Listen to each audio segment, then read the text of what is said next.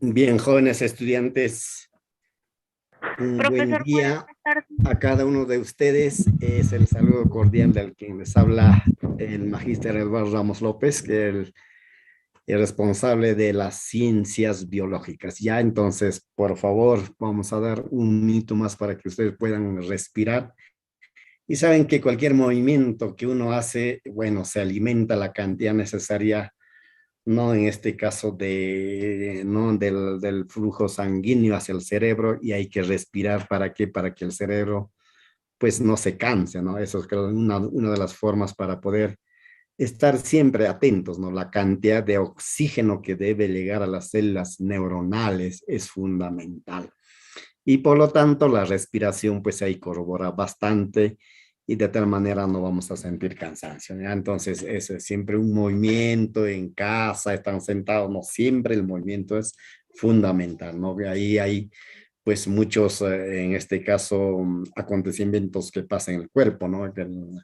El basta un movimiento o los ejercicios que hace, hay mayor cantidad de consumo de oxígeno y también el fluidez de la sangre y a la vez también no la energía que se debe de distribuir a cada una de las células. Bien, jóvenes, ya estamos en la semana 7, pero antes de ello, ¿no? Siempre hay que recordar de que, bueno, hay que seguir repasando ya toda vez de que he visto el puntaje que ustedes han obtenido. Ya hay un estudiante que ha obtenido 8, ya entonces hay 7, hay 6, hay 5, hay 4, hay 3, hay 2 y así, ¿no? Pero depende de ustedes. Nada está todavía perdido, jóvenes. Entonces hay que seguir adelante, ¿no? Cuanto más de repente ves ¿qué te digo? No son que digamos, esto ya, yo ya no sirvo. No, no, no, no vayamos por eso. Siempre uno tiene,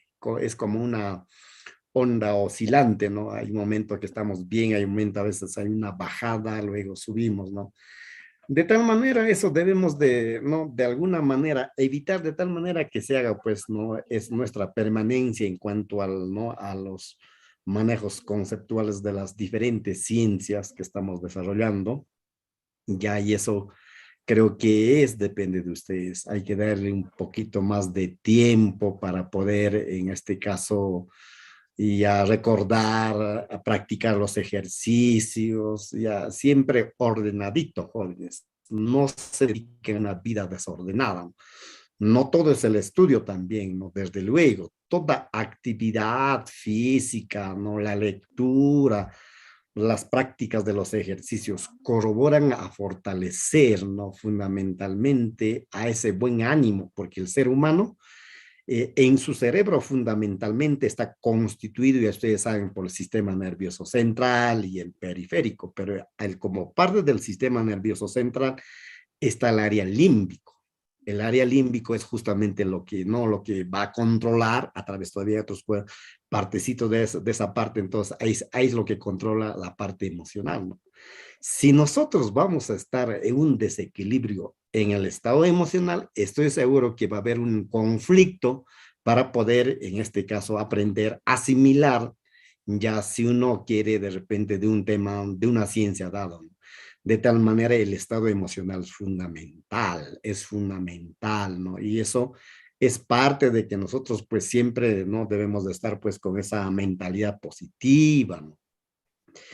Y es todo ello, ¿no? Entonces, creo que eso es la razón y espero que ustedes también pues estén, ¿no? Con ese ánimo, ¿no? El ánimo de ver, todavía nada está perdido, jóvenes, pero sí, hay que seguir, ¿no? Solamente son pequeños percances, vamos a decir así, no son problemas, sino percances, que todos estamos en la capacidad de superar eso, todos, absolutamente todos. Pero no es que yo voy a dejar, ¿no? De hacer de lo que tengo que estar como estudiante, no, sino hay que leer la mejor arma, ¿no? Para un estudiante, para todo profesional en el campo educativo, ¿cuál es? Lectura, leer, repasar. Entonces, como ustedes también de igual manera creen que ustedes como docente ya no leo, ¿no? Porque la ciencia pues se caracteriza por ser un conocimiento muy amplio, ¿no? No es biología, también podemos hablar de matemáticas, de investigaciones, ¿no? De otras ciencias que ustedes, ¿no? Entonces, todo eso corrobora y fortalece nuestro saber jóvenes. Ya entonces, desde ese punto de vista, todo controlado, planificado, ¿no? Un tiempo dado para jugar, un tiempo dado para estudiar, un tiempo dado para ayudar en casa, todo ello, ¿ya? Entonces, con esas recomendaciones, iniciamos el trabajo de la semana 7. El tema que vamos a desarrollar. Una parte no es de la evolución y la otra parte es de la biodiversidad. Entonces, eso es lo que vamos a tratar en estas 2 horas. Bien, decimos, bueno, si nosotros hablamos de las teorías del origen de la vida, nos vamos a encontrar de muchas teorías, ¿no? Empezando de las teorías, ¿no?, que ha iniciado Aristóteles y otros estudiosos, ¿no?, que podemos de repente recordar, pero para el examen nos sirve esta teoría que estamos presentando, la teoría biogenésica, la teoría quimiosintética, y a partir de ahí ¿no?, el origen de la evolución de las especies, ¿no?, de las especies de los seres vivos. Entonces, eso es lo que vamos a ver, ¿no? Ya no vamos a ver todas las teorías, entonces me van a decir probablemente jóvenes que sí leen, ¿no? ¿Y por qué no tratamos la teoría cosmozoica? Ya, o la teoría de la panspermia, que ya no viene el caso, sino mayormente formulan preguntas de esta parte, ¿no?, que es fundamental. Entonces, desde ese punto de vista, ya, bueno, solo el origen de la vida tal como es se explica a través de teorías.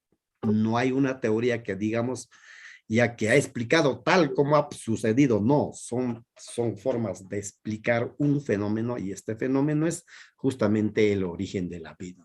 Probablemente nuestro amigo Luis Pasteur no explica el origen de la vida y nos vamos a dar cuenta. Bien, entonces, una de las grandes teorías es la teoría de la biogenésica o la biogénesis. ¿Y quién ha defendido esta teoría? Bueno, el gran estudioso, padre de la microbiología, desde luego, Luis Pasteur. Él es francés, y ahí por los años de 1861, ya él defiende la teoría de la de la biogenésica. Entonces, a él se debe, por sus aportes que ha dado, pues ya se considera a Luis Pasteur como padre de la microbiología, ¿no? Entonces, esta teoría, a través de sus aportes, ya va a estudiar, va a dar de repente algunos alcances puntuales y muchas teorías van a ser refutadas con esta teoría. Entonces, por eso dice aquí, refuta la teoría de la generación espontánea. Entonces, esta teoría de la generación espontánea, hace años atrás, ya ha sido defendido que los seres vivos espontáneamente desaparecían o aparecían o se formaban, por ejemplo, de un río, ¿no?, lleno de contaminantes, de restos orgánicos, de ahí aparecía como roedores, ratas, ya de repente de los troncos de árboles que arrastraba el río, de ahí no, surgía el cocodrilo y así otros seres vivos. Entonces, a esa teoría es, ¿no?, lo que ya la ciencia ahora ya no acepta, ¿no?, como tal, pero son referentes para poder comparar las teorías existentes. Entonces, con eso ganó el premio Nobel ¿no?, Luis Pasteur. Ya en 1862 la teoría de la generación espontánea era errónea. A esa conclusión llega. Entonces, ya desde ese momento ya no se acepta esta teoría de la generación espontánea. Pero el gran aporte de Luis Pasteur es que él descubre, desarrolla, ¿no?, obtiene el proceso de la fermentación. Ya el proceso de la fermentación. Y también la desinfección, la esterilización, la pasteurización, ya, y la fomentación, ¿no?, de la obtención de los ácidos lácticos. Ya, entonces, utilizando desde luego ya la bacteria. Entonces, eso fue el gran aporte, por eso se considera como padre de la microbiología. Por ejemplo, la fermentación butírica en medio anaeróbico, ¿no? De hecho, hay presencia de bacterias anaeróbicas que obtienen, ya en este caso la fermentación láctica es un ejemplo, es un proceso anaeróbico se obtiene, mientras en una fermentación, ya en este caso, por ejemplo, en la obtención del etanol, ya es otro tipo de fermentación. O sea, ahí tenemos a la fermentación alcohólica también. Y a la vez también Luis Pasteur da como aporte que hay enfermedades contagiosas ya no de animales como es del hombre. Entonces, probablemente más adelante le va a servir esta teoría para qué, para que otros estudiosos puedan, en este caso, obtener algunos componentes, ya en este caso, con llamados medicamentos para contrarrestar estos males. Muy bien. Entonces, Luis Pasteur, demuestra experimentalmente, eso es una de las grandes características de la ciencia. Cuando la ciencia, ¿no? A través demuestra el fenómeno a través de la experimentación, es válida. O sea, la hipótesis con la experimentación se demuestra, por lo tanto, pasa a ser una teoría. Entonces, eso es lo que ha hecho, ¿no? Entonces, experimentalmente demuéstralo Luis Pasteur, entonces pasa pues, y llega a ser pues una teoría de la biogénesis sobre el origen de la vida. Ya, entonces, eso es su gran aporte. Otro descubrió la fermentación del jugo de la uva. Entonces, de la uva proviene pues también la obtención, por ejemplo, vemos ahora el pisco, ¿no? Que contiene etanol, ¿no? Otro, la acidificación de la leche, ¿no? Entonces, es otro, ¿no? Es otro gran aporte. Otro, la pasteurización, es decir, la leche no lo va a calcinar a 55 grados Celsius. ¿Para qué? Para que los microorganismos, a través de la participación de ciertas enzimas, no alteren, ¿no? La composición de la leche. Otro es el padre de la enología, que estudia el vino, ¿no? Con él se obtiene el vino, por lo tanto también es considerado, pocos estudiosos consideran ¿no? A Luis Pasteur como padre de la enología, ¿no? La enología ya que se encarga de la obtención del vino, ¿no? A través de ese proceso que él ha desarrollado.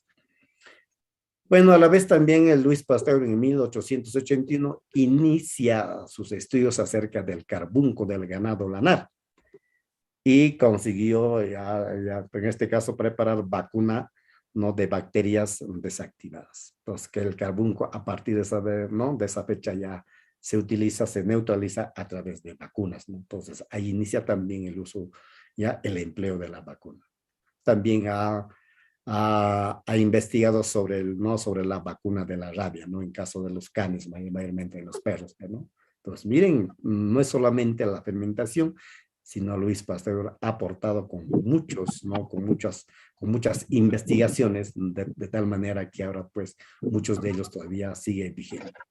Otro, la importancia de la temperatura en el control, en el crecimiento de las bacterias, ¿no? Saben que las bacterias no necesitan mucho tiempo, más o menos cuarto de hora, ya un poquito más, un poquito menos, ya necesita, ¿no? Un tiempo dado para que pueda desarrollar el crecimiento, como también la reproducción.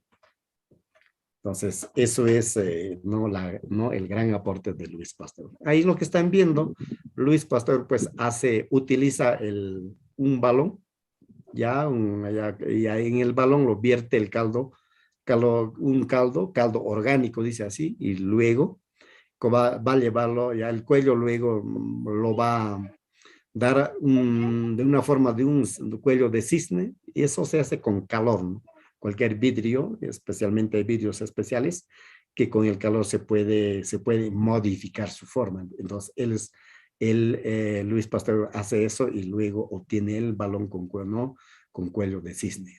Entonces, si él una vez estando en la parte interna de este balón lo va a calcinar, ¿no? Va a someter a una temperatura. ¿Para qué? ¿Para qué sería la temperatura? ¿Para qué? Como había obtenido acá por la pasteurización, todo ello, él ya se había dado cuenta que a una temperatura los microorganismos, muchos de ellos mueren.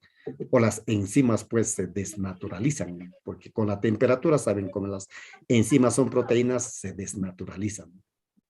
Entonces, ahí luego, bueno, llega a obtener ya qué cosa lo va a romper ¿no? el cuello del frasco y luego probablemente los microorganismos que están fuera va a entrar a la parte interna, ¿no? A la parte interna y luego ya el caldo, bueno, ha sido contaminado luego con microorganismos. Y lleva ¿no? una muestrita al microscopio y efectivamente en este caso observa microorganismos presentes en esta muestra de caldo. Entonces, ¿a qué conclusión llega? Aquí está, aquí en la parte inferior que ustedes están viendo, dice araña y huevo, huevo de araña. Es decir, de este huevo, de esta araña salen los huevos, de estos huevos salen no las arañas. En conclusión, ya Luis Pasteur no obtiene o demuestra con su no con este experimento que los seres vivos provienen de otros seres vivos preexistentes. A esa conclusión llega. Pero no es una teoría tal como dice, ¿no? Por ahí me van a decir, pero maestro, usted está hablando de una teoría, ¿no? Del origen de la vida. Entonces, ahí no está demostrando Luis Pasteur el origen de la vida, sino está demostrando que los seres vivos provienen de otros seres vivos preexistentes, ¿sí? Entonces, Luis Pasteur no ha demostrado el origen de la vida, pero los estudiosos en biología consideran su teoría tal como. Entonces, eso sea cuestión de análisis, ¿no? Ahora me van a preguntar, entonces, ¿qué teoría es lo que explique no el origen de la vida? Y la respuesta es el siguiente. Esta teoría es lo que va a explicar efectivamente el origen de la vida. ¿Cómo se llama esta teoría? Teoría de la quimiosintética. Hasta ahora la ciencia no explica no se acerca de repente al hecho como ha sucedido, no referente al origen de la vida, sino esta teoría llamada de la quimiosintética o de la quimiosíntesis es la teoría más aceptada por la comunidad científica. Hay otras teorías que han salido últimamente, ¿no? Pero esas teorías tampoco no se ajustan, ¿no? De repente aquí a los estudios también que han hecho sobre el origen del universo, porque tiene que haber una relación o una correlación.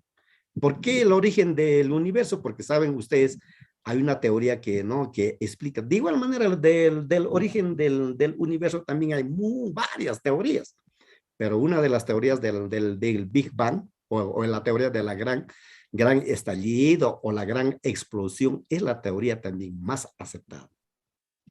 ¿No? Y ustedes probablemente hayan leído, ¿no? el librito Historia del Tiempo, ¿no? De Stephen Hawking, ¿no? que es un librito, todos debemos de leer para tener una idea clara.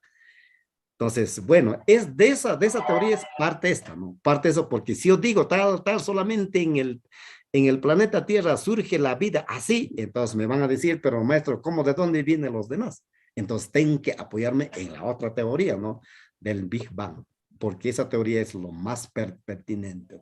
Muy bien, entonces eso es para que tengan idea y también ustedes también pues no se pierdan en el tiempo, en el espacio o no se confundan, ¿no? Entonces, con esos aportes creo que ustedes también ya, y muchos ya lo han leído, pues, desde luego. Entonces, de repente estamos también para un poquito para aclarar las cosas, de tal manera, pues, no hay que entender cómo ha sido este proceso de la evolución. Entonces, dice la teoría quimiosintética. ¿Quién defiende? Alexander Ivanovich Oparin, ruso en 1824. Y el otro estudioso inglés, Haldane, en 1928. Ya, ¿por qué no han desarrollado en este caso en el mismo tiempo? Porque son dos investigadores de dos países diferentes, por esa razón. Pero al final llegan a la misma conclusión.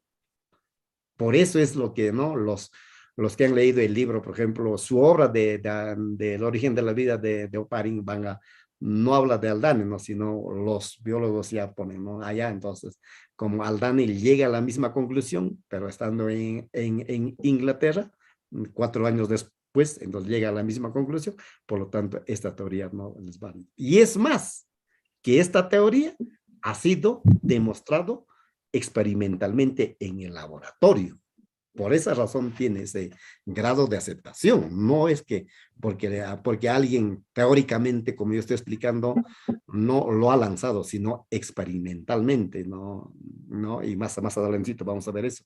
¿Quiénes son esos dos personajes que han demostrado esta teoría y a qué conclusión han llegado? Muy bien, entonces dice Oparin, ya, entonces Para él, para Oparin dice que no era en su inicio el planeta Tierra, bueno, ha estado pues, bueno, toda la constitución física considerado como atmósfera primitiva, que es lo que están viendo, ¿no? Entonces no había oxígeno, no había las capas de la atmósfera, nada de eso. Eso implicaría que directamente llegaría la radiación solar, no había solidificado, no había continentes, ya, y no habían seres vivos. Entonces, la pregunta es cómo aparece, cómo surge todo ello. Entonces, un poquito, por ejemplo, de, ¿no? Cuando uno ha investigado o ha leído historia del tiempo, donde dice que cuando estalla los primeros átomos, ahí primero las primeras partículas del átomo, en cuestión, ¿no?, de segundo por movimiento que hacen entre ellos, no van a pasar a formar qué cosa, a los protones y a los neutrones. Luego, por la diferencia de carga, ya, bueno, en este caso los protones y neutrones pasan a formar parte del núcleo del átomo y el electrón va girando alrededor. Más tarde, dos átomos y muchos forman, ya después de átomos, moléculas y así ha ido. Y muchos de ellos ha ido a formar los componentes del universo. Y justamente desde ese punto de vista, por la existencia o por la constitución de los cuerpos que están en el universo, por ejemplo, el helio, ya el helio o el hidrógeno y el helio, como son constituyentes de los diferentes cuerpos interestelares, entonces por ahí se piensa que son los primeros átomos que se han formado no en este proceso. Entonces parte de ese gran estallido es que no surge pues aquí ya el sistema solar, ya en el espacio. Y bueno, desde ese tiempo del gran estallido hasta ahora haya pasado más o menos 12.000 a 15.000 millones de años. Algunos dicen 20.000 millones de años. Bueno, esos son cálculos que han hecho, pero el hecho es de que el sistema solar tiene una existencia ya aproximadamente de 5.000 millones. Y el planeta Tierra 4,5 mil millones de años, y así 4.000 millones de años, y los primeros seres vivos hace 3.000 o 3,8 mil millones de años. Probablemente todo sistema vivo ha ido paulatinamente desarrollándose. Eso es para que tengan una idea. Y luego ya cuando surgen todos los seres vivos, ya aparece en este caso qué cosa, los primeros seres vivos en el planeta Tierra, y luego pasaron a formar probablemente seres unicelulares y luego seres pluricelulares. Y ahí en este proceso, más adelante ya surge ya el ser humano como ser humano ya con la capacidad, en este caso, que nosotros tenemos fundamentalmente por la presencia del cerebro. ¿Ve? Y bueno, varios seres humanos formaron sociedad. Entonces, ¿cómo es que la sociedad se ha desarrollado?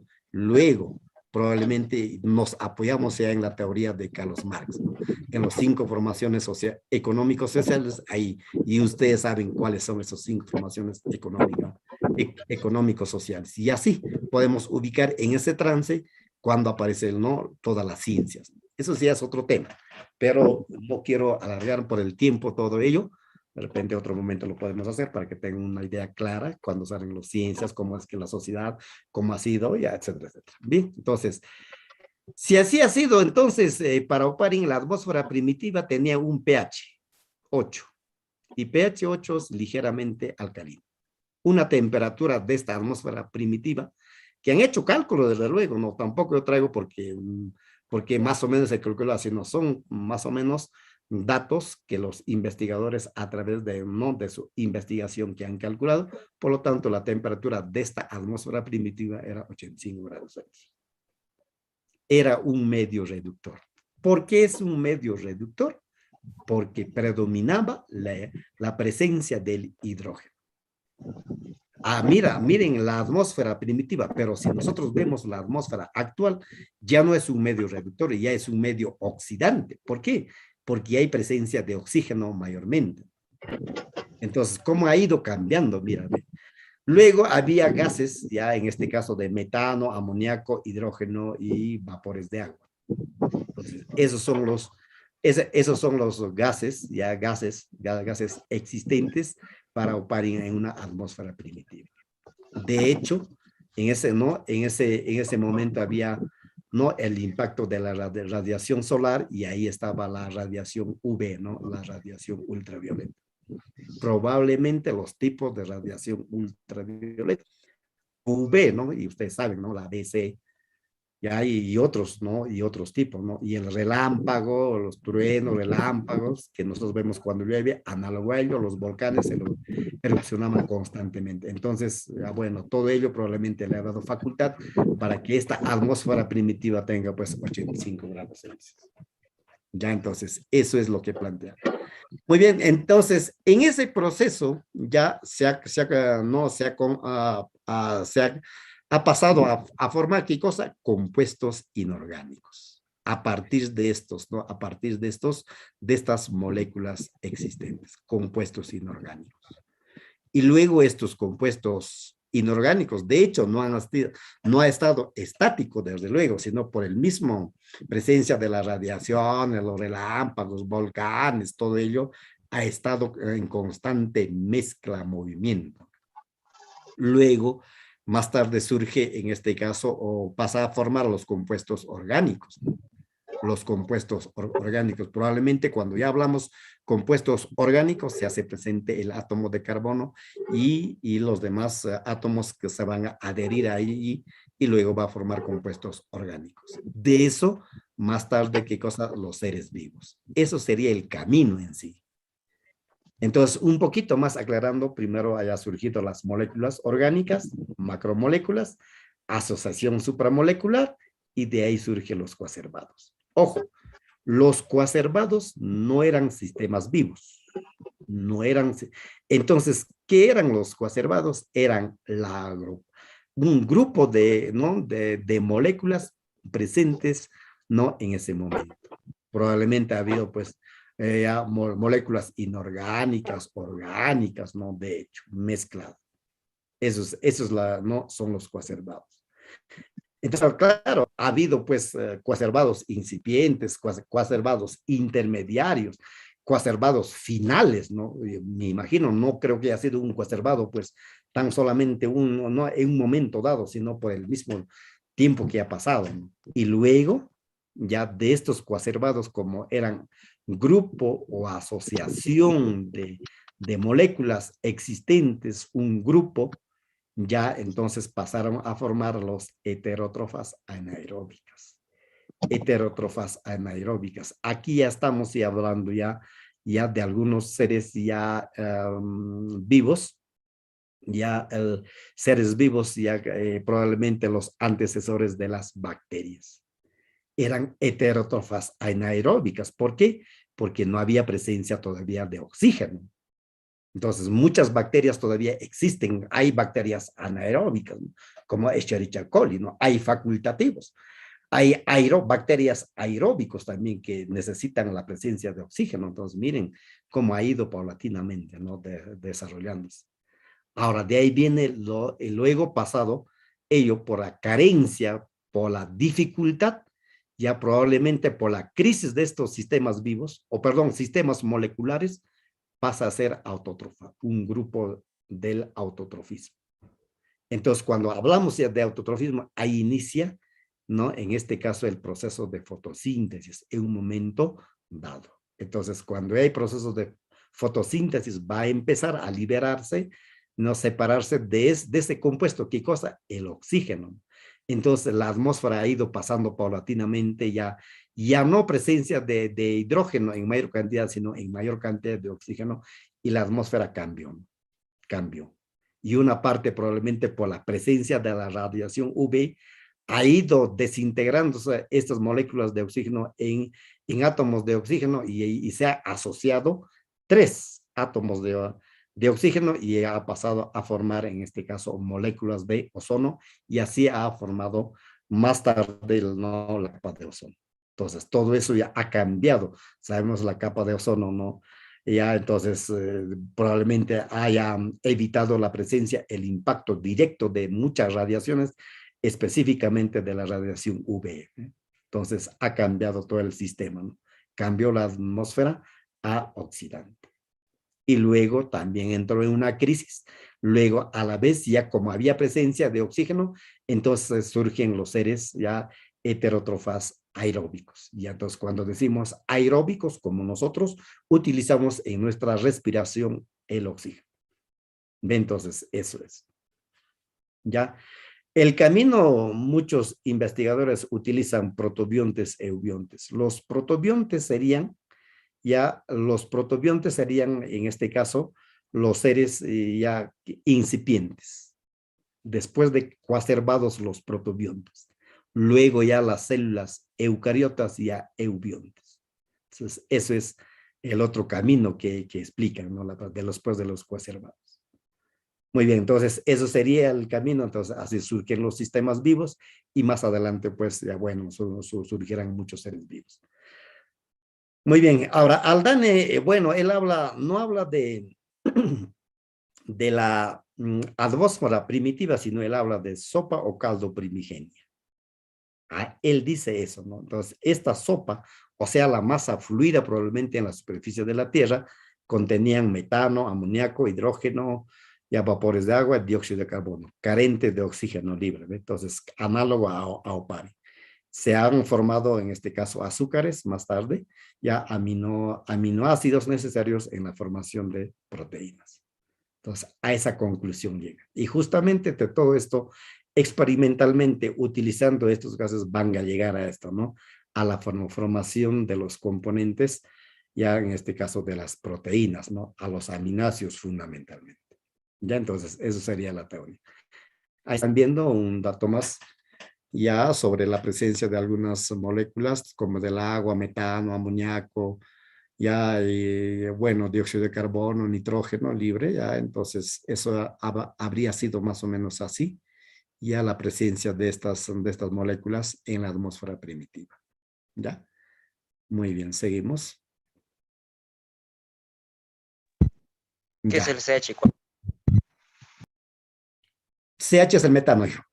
CH4. Bien, Stanley Miller, ahí está, y Harold Urey, en 1953, norteamericano, ellos dos, demostraron experimentalmente esta teoría de la quimiosíntesis que ha planteado Opari.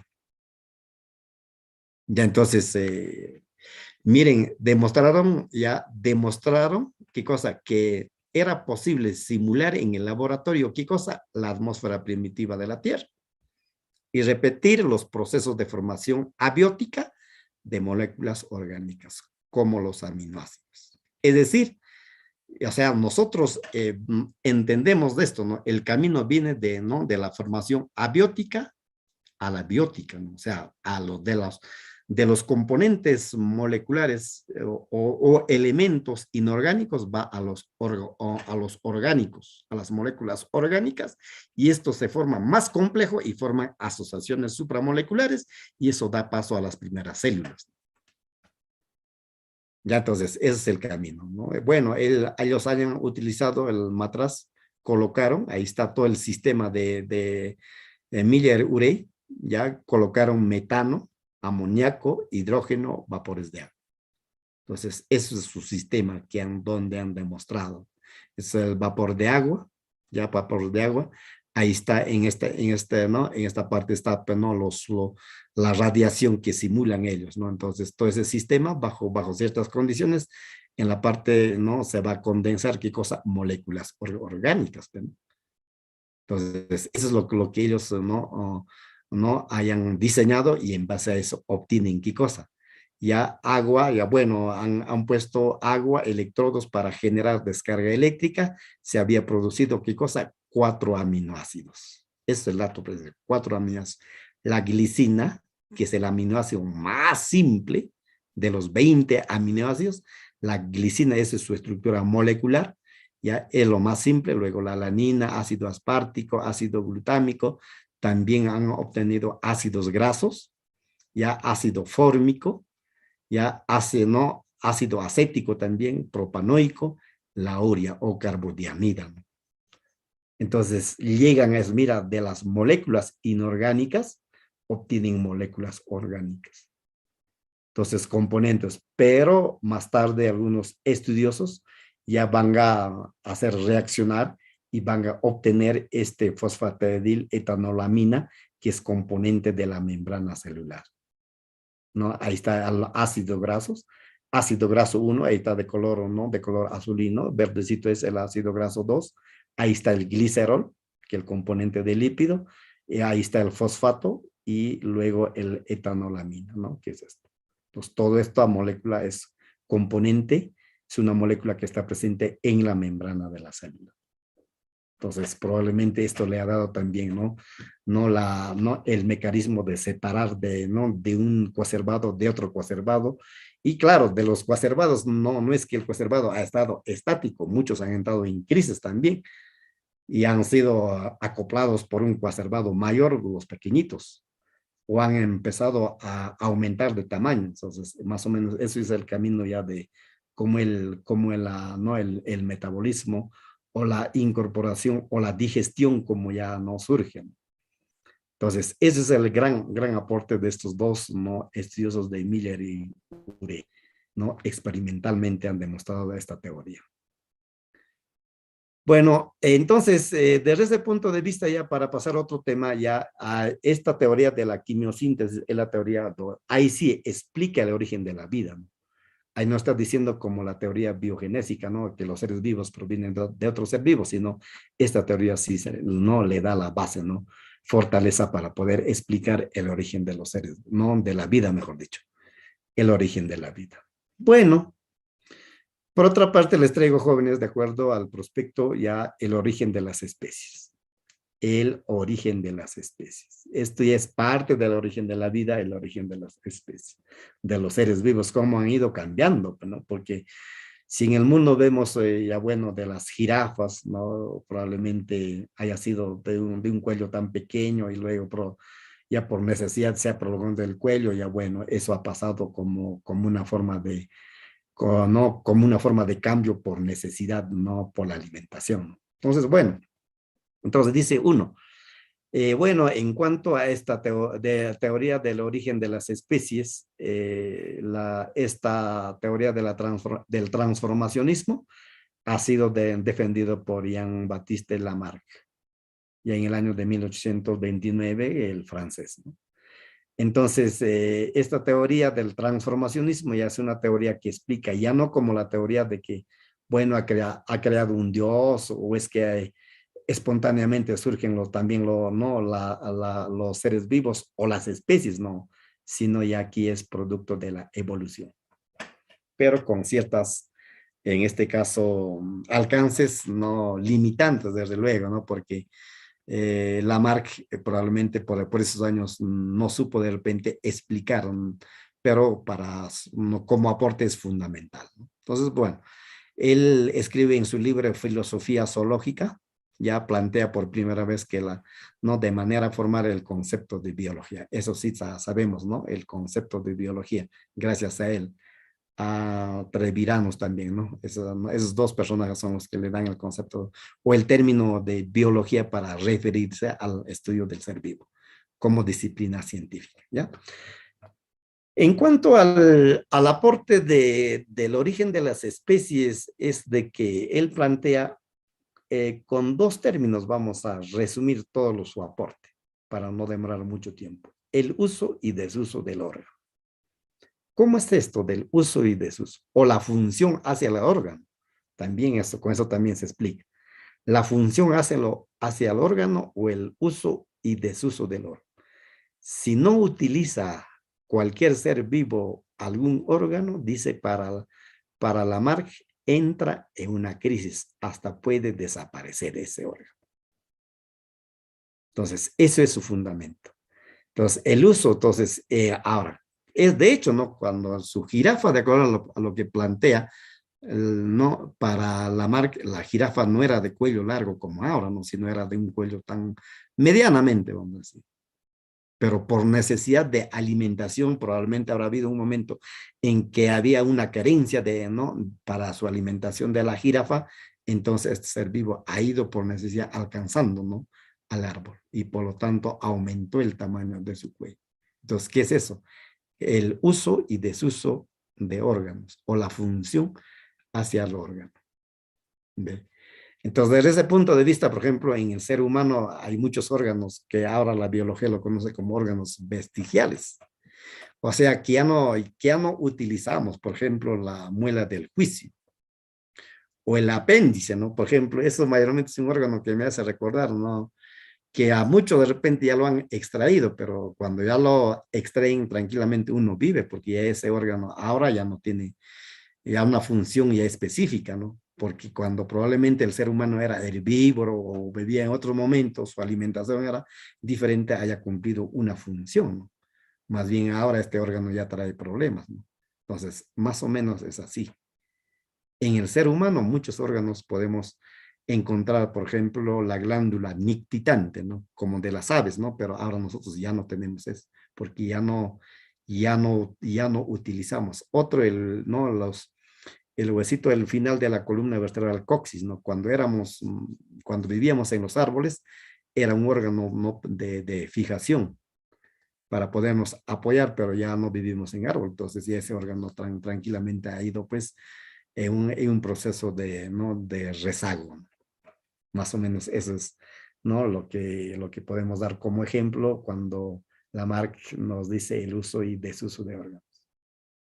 Todo este cambio que ha surgido en el ser vivo, dice para él la herencia de los caracteres adquiridos. O sea, se hereda, ¿qué cosa? Se hereda este cambio. Necesariamente se hereda. Pero si nosotros ahora nos damos cuenta, jóvenes, y nos preguntamos, si usted es un matemático ya listo y tendrá más tarde familia, ¿su hijo también será matemático? No, creo que no, ¿no? ¿Por qué? Porque no se da ese caso. Pues si fuera tal como, no como afirma Lamarck, sería así, pero no. Si un deportista es, ya vamos a decir, por ejemplo, ya un deportista que domina muy bien, no domina pelota, mete goles, es un astro. Pero su hijo será igual, hasta su hijo muchas veces no es deportista. Si fuera así, así sería, pero no, la herencia de los caracteres adquiridos. O sea, para Lamarck dice, esta herencia en sus hijos también van a salir las jirafas con cuello largo, porque ha adquirido en el proceso. Y desde luego se hereda eso, ¿no? Entonces, esto también ya no está, no, este aporte de lo que dice la herencia de las características adquiridas se hereda, ya no tiene vigencia. Pero su estudio, su aporte es fundamental para ver desde el punto de vista de la evolución de los seres vivos. Entonces, eso es lo que podemos afirmar sobre, y ahí sucintamente sobre, ¿no? el aporte de Jean-Baptiste Lamarck, de Lamarck, ¿no? Ya, seguimos. Ahí pasamos a la otra teoría que se denomina evolucionismo. Aquí sí, Carlos Darwin o Charles Darwin ya no habla del transformacionismo, ¿no? Eso se van a recorrer. El transformacionismo, ya bueno, es el inicio ¿no? de la forma de entender de que los seres vivos han ido, ¿no? paulatinamente evolucionando. Pero ¿quién lo capitaliza más? Bueno, es Carlos Darwin o Charles Darwin, 1809 a 1882, inglés él.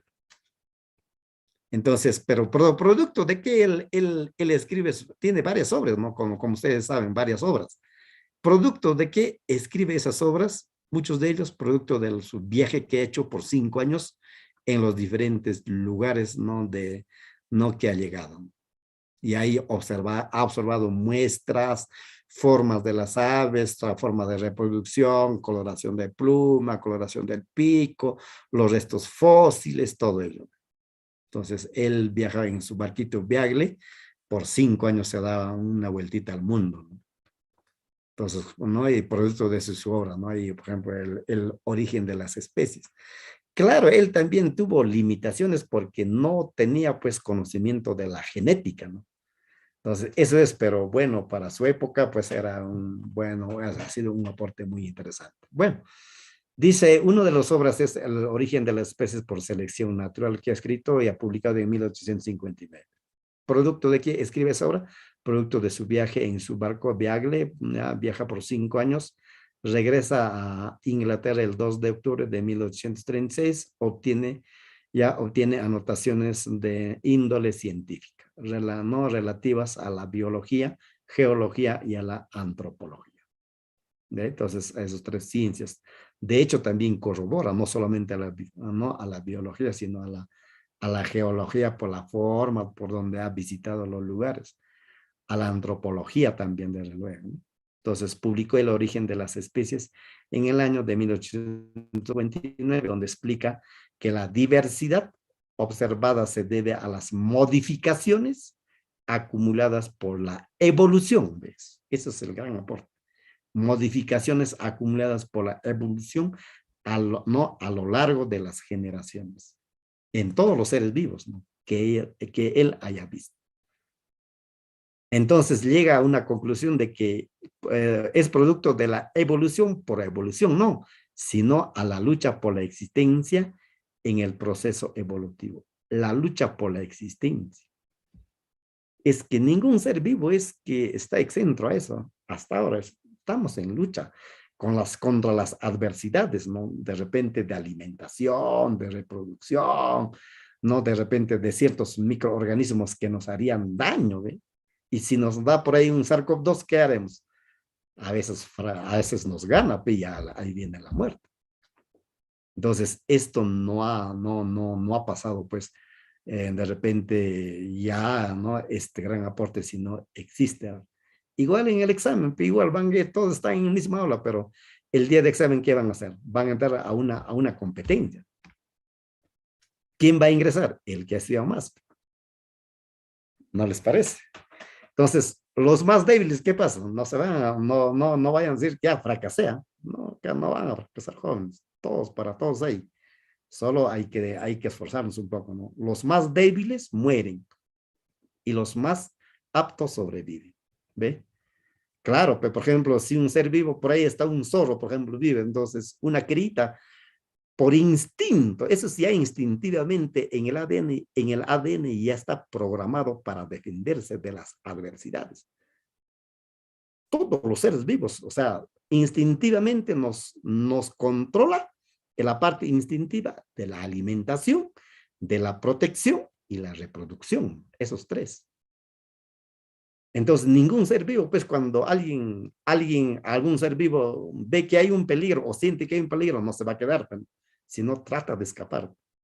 Pues ahí está pues la selección del más apto. Si cae, muere, pero de repente cae en las garras de un zorro, de un tigre, qué sé yo, ¿no? Entonces ya muere, ¿no? Los más débiles mueren y los aptos sobreviven. Igual que, por ejemplo, el SARS-CoV-2, nos están diciendo, lávense la mano, utilicen la mascarilla, utilicen cuidado. ¿Qué cosas? El más débil cae. Eso se cumple. El más débil, el más descuidado es el más débil. Entonces, más o menos, ese es el gran aporte. Entonces, en la naturaleza, esto tiene vigencia. Otro, la evolución es una interacción entre el medio ambiente y los organismos, claro. De hecho, pero si no nos adaptamos, si no nos dan ciertas condiciones, ya bueno, en este caso el medio donde estamos o donde están los seres vivos, probablemente pues no va a poder sobrevivir. Entonces, eso se refiere. Y la variabilidad intraespecífica, te está diciendo intra, se refiere a la variedad de especies, ya de seres vivos de la misma especie. Inter es de especies diferentes. Intra de especies de la misma especie. La variabilidad intraespecífica nacen con diferencias entre ellos. O sea, no es idéntico. O usted es igualito que su hermano. No somos igualitos. Entonces, en algo hay una diferencia. En carga genética también, pues, ¿no? El 0,01% hay una diferencia de hermanos. ¿Ve? Entonces, hay una variabilidad intraespecífica que nacen con diferencias entre ellos. Y la selección natural. Ya, entonces, eso es el gran aporte de Carlos Darwin o Charles Darwin. ¿Ya? Bueno, esto ya es, bueno, ¿no? La evolución, ya en qué lugares el ser humano, pues es parte de Darwin, ¿no? En su obra El origen del hombre, ¿no? Ya que han encontrado restos bueno, fósiles que han encontrado, han calculado, ¿no? En qué partes el ser humano se ha establecido, ¿no? Tanto en África, Asia, ya bueno, en Oceanía, entre otras partes, ¿no? Como ustedes están bien. Pero esto no los va a preguntar, solo es para tener una referencia de que como el hombre también ha sido, ya se habla de un proceso de hominización, ¿no? De que como el ser humano de un grupo de simios llega a ser hombre, ¿no? Y hay una obra, mucha obra, ¿no? Cómo llegó, ¿no? El hombre a pensar, ¿no?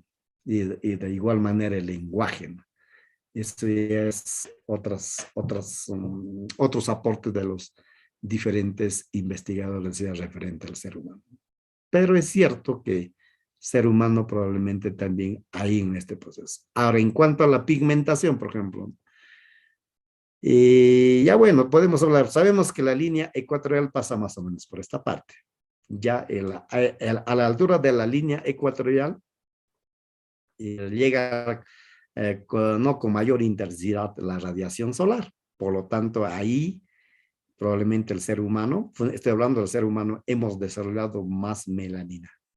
Y la melanina le da coloración negra al cabello, que la melanina es una proteína. Entonces, miren, entonces, ahora en el cuerpo, en la pigmentación de los morenos negros, hay más concentración de melanina. Entonces, esa es una de las teorías que dicen, ¿no? Probablemente el ser humano se ha ubicado en el espacio donde está la línea ecuatorial. Luego ha ido un poquito más allá, cerca de los polos, ¿no? Entonces, cerca de los polos, ya no llega con la misma intensidad la luz solar, entonces ya es menos el impacto de las radiaciones y especialmente UV, entonces ya no ha desarrollado más melanina, sino poca cantidad de melanina. Entonces ya ahí hay coloración del pie, ¿no? Blanco, decimos, ¿no? Y así. Eso es para que tengan una idea nomás, ¿no? Podemos aplicar las razones, pero nos vamos al tiempo. Entonces, mire. Entonces, Hitler dice, ¿no? La mejor raza, acá no hay racismo, ¿no? Sino es por la pigmentación, ¿no? Donde el ser humano, ¿no? Entonces dice, la mejor raza para Hitler, ¿qué cosa era? Que la raza blanca, los demás razas, es cualquier cosa, decían. Pero ha estado equivocado. Entonces, todos tenemos la misma capacidad, ¿no? Solo es por la pigmentación. Bueno, eso ya lo dejamos ahí. Bueno, pasamos. Ahora, de igual manera, el evolucionismo también ha sido desarrollado por Wallace, Alfredo o Alfred Wallace. Wallace se escribe, no Wallace, en 1859, naturalista inglés. Que aquí llega evolucionista, ¿no? O en este caso también en sus conclusiones llega a la misma conclusión que ha llegado Darwin. Entonces, una vez más a Darwin le fortalece Wallace con sus aportes. Entonces, la obra, ya que ha desarrollado o escribe es la teoría de la selección natural. Entonces, numerosas especies de monos, aves y especies acuáticos de Amazonas, Brasil, en 1848, y sus afluentes, como él viaja también, llega a esos lugares, entonces va a constatar, ¿no? Va a comprobar a ver las diferencias, semejanzas, en base a eso, pues formula, ¿no? Y escribe, ¿no? La teoría de la selección natural. Toda especie ha surgido coincidentemente tanto en el espacio como en el tiempo, ¿no?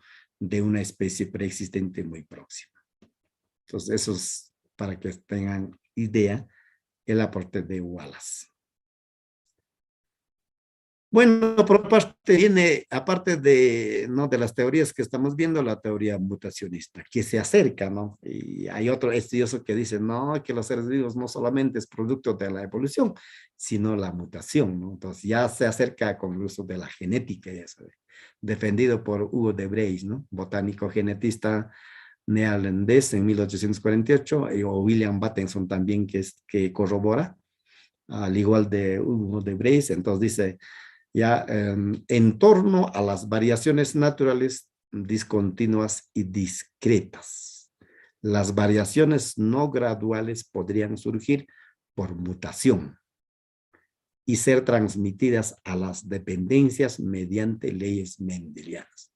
¿Eso qué significa? Que Hugo de Vries y Bateson cogen o van a apoyarse en el gran aporte de la genética de Mendel. La mutación es producto de las radiaciones. es el verdadero agente creativo en los cambios de los seres vivos y con la selección natural planteada por Darwin. Entonces, ¿qué cosa ya están apoyando? ¿En qué se está apoyándose? Acá se está apoyándose en el aporte de Darwin y también está apoyándose en el aporte de la genética de Mendel. Y las mutaciones se deben por la presencia de las radiaciones. Esos son los que hacen cambio. Entonces dice, las especies dan grandes saltos, ¿no? Evolutivos, grandes mutaciones de una generación a otra. Entonces ahí gráficamente estás viendo, ¿no? Están viendo de especie original, ya va a haber una mutaciones, ¿no? Va a haber variaciones secuenciales, y bueno, de una hoja de repente que ha sido, no, con una hoja alargada sale unas hojas más achatadas, especie nueva. O sea, eso le llama saltos evolutivos, ¿no? Entonces, gran aporte de Hugo de Vries. Luego ya no solamente queda ahí, y lo que se acepta mayormente es la teoría sintética de la evolución o el neodarwinismo. Muy interesante esta teoría, por ejemplo, cuando dice, defendida por quién, por Teodosius Dobzhansky en 1900 a 1975, por Mayr y, bueno, especies cuando hablan por Simpson sobre la macroevolución. Nada tiene sentido en biología si no es a la luz de la evolución. Qué interesante, ¿no? El gran aporte de Dobzhansky. ¿En qué se apoya para decir, no? Ese es en concreto, nada tiene sentido en la biología si no es a la luz de la evolución? ¿Se apoya en qué? En la genética de Mendel, de la variabilidad, en la teoría cromosómica de Morgan. Ya creo que en la clase pasada nos explica en cuál era el aporte de Morgan. También experimentalmente Morgan desarrolla con moscas de Drosophila melanogaster o mosca de la fruta. Ya hace los cruces, observaciones de los cambios de sus ojos, de las alas. Entonces, bueno, ¿no? Esos cambios observa y en base a eso pues formula la teoría cromosómica, ¿no? Que los genes están en el ADN y los ADN están en los cromosomas, entre otros.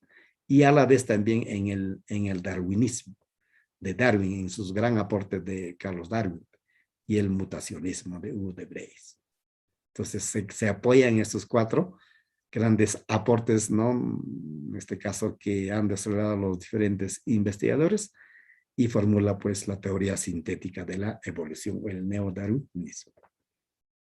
Entonces, ya dice que los cambios que se dan en los seres vivos es producto de las combinaciones al azar. No es como planteaba, ¿no?, de Lamarck, de que, bueno, no es necesariamente ese cambio se hereda, ¿no? Sino esto es al azar.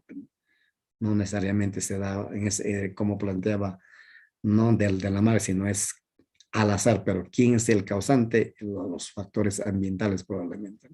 Y eso es justamente lo que estamos viendo en este gráfico, toda la evolución gradual que ha pasado el hombre. Entonces, bueno, ya a nivel de las bases nitrogenadas, eso ya hemos dicho, ¿no? Podría haber una mutación, ¿no? En la relación ya de la base nitrogenada, ¿no? Eso sería referente a la teoría sintética de la evolución, ¿no? Que esta teoría es lo más aceptado ahora, ¿no? Bien. Bueno, algunos términos que debemos manejar. Ya, si nosotros hablamos ¿no? de la evolución, hay consecuencias, ¿no? Hay consecuencias en base a qué? A la adaptación y a la especiación. ¿Qué cosa es la adaptación? Adaptación es de comportamiento también, ¿no? Miren, es un proceso fisiológico o del comportamiento de un organismo que ha evolucionado durante un periodo. Esa es la adaptación. Entonces, hay adaptaciones, miren, ¿no? Adaptaciones de comportamiento, hay adaptaciones fisiológicas, metabólicas, bioquímicas también, ¿no? Y justamente le decía, por ejemplo, en caso de los seres vivos que aquí en lo que existe en el valle de Huancavelica, valle, vamos a decir así, o cuenca podemos decir también, ya cuenca de Riuicho, ya es que se han adaptado a estas condiciones, tanto las plantas y los seres vivos. ¿Por qué? ¿Por qué no hay acá, por ejemplo, jirafa? ¿Por qué no hay camello? ¿Por qué no hay de repente otros seres vivos que están ¿no? en otros espacios? No hay, sino que esos seres vivos no se adaptan a este medio. Y cada ser vivo se ha adaptado de acuerdo a la altitud de repente, ¿no? Que le ha dado condiciones.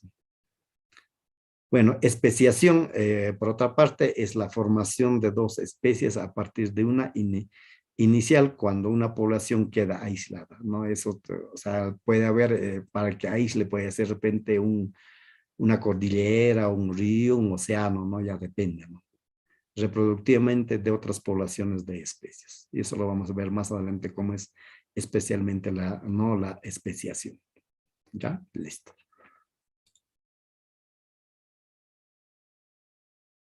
Bueno, el grado de evolución también es otro en ecología. Fundamentalmente vamos a recordar, hay, de acuerdo al grado de evolución puede haber una microevolución y macroevolución. Microevolución ya son cambios que se producen en una población a nivel de los genes y como en su manifestación son pequeños. Solo hay cambios a nivel de sus genes, pero los cambios son pequeños. O sea, en el fenotipo casi no se va a diferenciar, pero son cambios que se dan, ¿no? Entonces, a ese tipo se llama microevolución. Los cambios son pequeños. Fenotípicamente casi no se va a diferenciar. No originan variaciones grandes, ¿ve? En los organismos. La población sigue manteniéndose relativamente estable, tolerancia de insectos e insecticidas, ¿no? Entonces, a ese tipo ya de cambios que se da se llama microevolución. Mientras que en el macroevolución, sí, pues no, hay una especiación. Los cambios ocurren en organismos, determinan la formación de nuevas especies. Miren, aquí en la macroevolución aparecen nuevas especies por encima del nivel de la especie. Es así, hay aumento de las especies dentro de un género o familia. Entonces, aquí rápidamente podemos pensar como ejemplo, por ejemplo, a la papa, ¿no? Que tenemos. Al tubérculo llamado papa hay una variedad de especies, ¿no? Entonces, ¿qué hubo? Una macroevolución.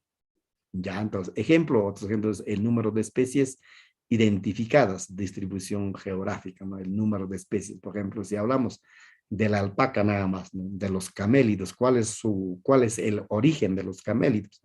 Los protolamas. De los protolamas se han ido, una parte de América del Norte se han ido ya en la última glaciación, por ejemplo, de Beringia, se han ido a formar de repente parte de Asia, Europa, y ahí han desarrollado ¿qué cosas han desarrollado? Los dromedarios y a los camellos. Y mientras los que de América Central pasaron a América del Sur, que ha dado origen a los guanacos, a las llamas, ¿no? A las vicuñas y a las alpacas, ¿no?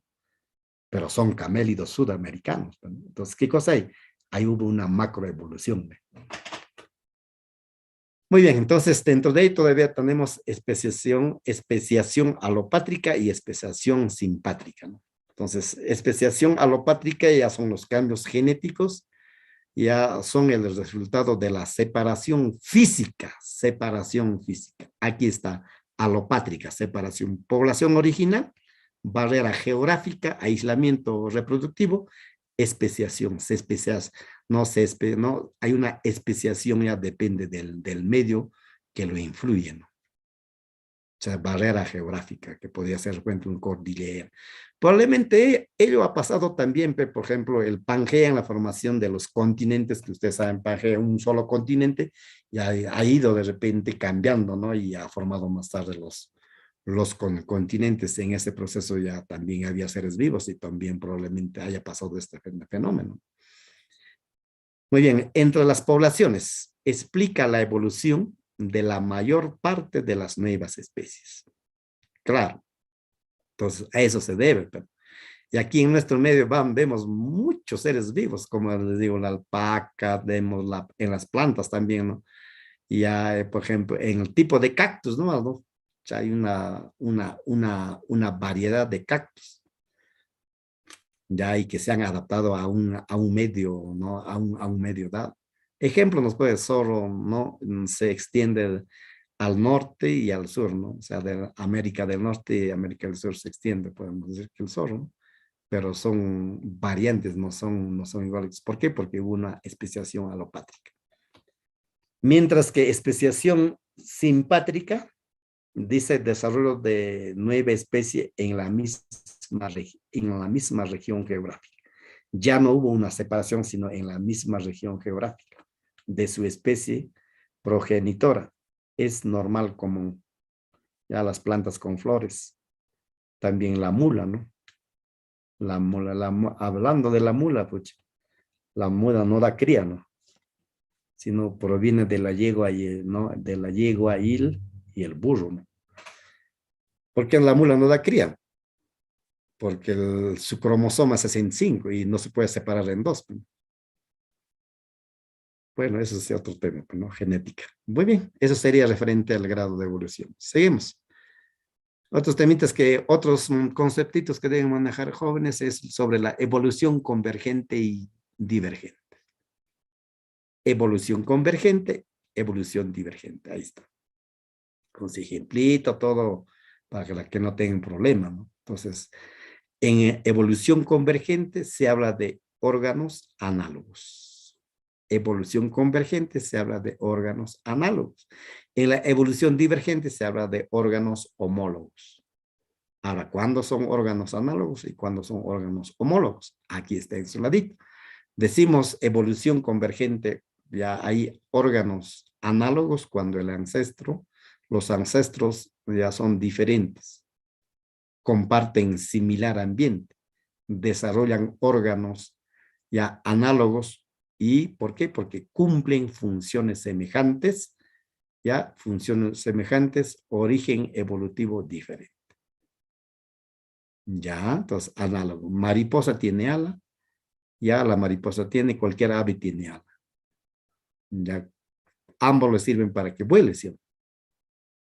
Ya, claro, entonces ahí está, ¿no? Órganos análogos. Ejemplo, las aletas del tiburón y del delfín, ¿no? Como adaptaciones ¿no? Al ambiente acuático. Pero son alas, pero son, entonces, que se han adaptado ¿no? por adaptaciones por el ambiente acuático. Mientras que la evolución divergente desarrollan ya órganos homólogos. ¿Y cuándo son órganos homólogos? Miren, acá dice húmero, acá también dice húmero. Acá tiene radio, acá el otro también, la ala del murciélago tiene radio. Del delfín tiene cúbito, allá también la ala del murciélago tiene cúbito. Ya, entonces, ¿por qué? ¿A qué se debe eso? Se debe, ya, de que ya son, productos provienen de un ancestro común. Viven en ambientes diferentes. Desarrollan órganos homólogos. Tienen una misma estructura, similar y función diferente. Claro, estructura similar, ahí está por su nombre, ¿no? Pero su función son diferentes. ¿Ve? Entonces, eso es. Ejemplo, acá tenemos todavía un poquito más. La evolución de la evolución de los caballos a partir de una especie ancestral denominado ya Hyracotherium. Otro en los vertebrados que pueden convertirse en brazos, patas, alas o aletas, como la adaptación para coger, comer, nadar, volar. Como en caso del hombre, ¿no? El hombre tenemos nuestro brazo y las alas del pollo, vamos a decir. Igual, ¿tendrá húmero? ¿Tendrá radio? ¿Tendrá cúbito? Claro, ambos tenemos. Inclusive falanges. Ya entonces, en ese caso hay órganos homólogos. Listo, pasamos. Coevolución, que también deben saber, ¿no? Esos conceptos. Coevolución. Es cuando ya es un cambio evolutivo en una característica de los individuos de una población en respuesta a otras características de una segunda población, seguida de una respuesta evolutiva en la segunda población, al cambio producido en la primera. Es la evolución mutua producida entre dos o más especies de seres vivos como resultado de su influencia recíproca por relaciones de simbiosis, parasitismo. En este caso hay simbiosis. ¿Entre quién? Este colibrí en este caso el néctar de esta flor. Si no hubiera este néctar de esta flor, este animalito, colibrí, no estaría vivo. O también esta plantita, creo que es una cantuta, no sería posible su reproducción si no hay una coevolución. ¿Ve? Entonces, a ese tipo, ¿no?, de relación se llama pues la coevolución. Los ejemplos, Entonces, flor, el tipo de evolución. picaflor, antílope, leopardo, ¿no? ¿Ya? Entonces, eso es joven referente. Bien, pasamos a otro tema, taxonomía. Vamos a acelerar porque el tiempo nos va a ganar. Son 3, ya va a ser las 4 y 20 años terminar. Ya, taxonomía. Bueno, la taxonomía es la rama de la biología que se encarga de clasificar los seres vivos. ¿Qué hace la taxonomía? Primero, la taxonomía identifica, le da nombre al ser vivo y clasifica. Identifica, le da nombre, no le da un nombre, cualquier nombre. Estamos hablando del nombre científico que le da al ser vivo. Y lo va a clasificar en uno de los reinos, ¿no?, de los 5 reinos que Whitaker lo establece. Ya, eso es su función de la taxonomía como rama de la biología. ¿Quién ha desarrollado? Y es considerado como padre de la taxonomía Carlos von Linneo, el sueco, en 1753. Entonces, Carlos von Linneo establece también igual la nomenclatura binomial. La nomenclatura binomial. Y la nomenclatura binomial se refiere a dar el nombre científico, ¿no?, de los seres vivos. Está escrito en latín en base a género y especie. Por ejemplo, aquí perro, no, canis familiares. Perro, género y especie. Ya latinizado, ¿no? Es latinizado. ¿Por qué latín? ¿Por qué no inglés? ¿Por qué no otro idioma? Porque el latín ya perdura en el tiempo, en el espacio, no cambia mucho. Por esa razón han optado de utilizar, ¿no?, el latín. Ya, entonces, eso es, entonces, género, especie. Ahora, ¿de dónde viene? Esto es ya taxón, parte del taxón que también establece Carlos von Linneo, género y especie. Entonces, estos dos no dan el nombre científico a una especie. Por ejemplo, en caso del hombre, ¿no?, Homo sapiens, el homo es género y especie es sapiens. Ahora, esa es la nomenclatura binomial, género, especie. Ahora, si es trinomial, mucho cuidado allá, si es trinomial, utiliza género y especie y el tercero es subespecie. Subespecie, no se olviden, por favor. Si es trinomial, pero Carlos von Linneo establece dos, no binomial, género y especie. Pero hay seres vivos que algunos biólogos lo tienen, o sea, ponen 3, ¿no? 3 en este caso es escritos, que sería el primero género, el segundo especie, y el tercero la subespecie. Muy bien, entonces, historia de la clasificación. Ya, bueno, esta es una historia. Aristóteles inicia en el siglo IV antes de nuestra era o antes de Cristo. Separa en dos, ¿no? En dos grupos, ¿no? Reino animal, reino vegetal. Luego Ernst Haeckel, en 1866, alemán, ya separa o separación, pues, en 3 reinos, clasifica en 3 reinos, animal, vegetal, protista. Entonces, aquí sale quién es el autor del reino protista y Haeckel, Ernst Haeckel. Entonces, el animal vegetal es Aristóteles. Dicho sea de paso, Aristóteles, padre de la biología, padre de la zoología, ya por estudiar los animales, etc. Bueno, Copeland en 1959, norteamericano, aumenta un reino más. ¿Cuánto? Ya no son 3, sino son 4, ¿no? Animal, vegetal, protista, monera. Entonces, ¿cuál es el gran aporte de Copeland? Monera.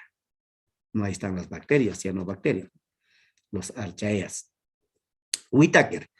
Y esto es lo que la ciencia ahora no acoge, ¿no? El de Whitaker, que ha establecido los 5 reinos en 1969, norteamericano, el primero reino monera, protista, fungi, vegetal, animal. Eso es evolutivamente en este orden va.